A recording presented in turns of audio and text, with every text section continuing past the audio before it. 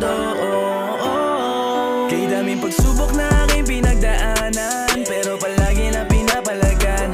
Walang pake kung sino man sa akin umaharang. Di na ako aatras kaya tabi dyan. Hindi ko kailangan ng di makakatulong sa aking pagyapong sisikaping umahon. Sa sarili lang palagi ang tiwala ko, kaya palagi ko lang gagalingan.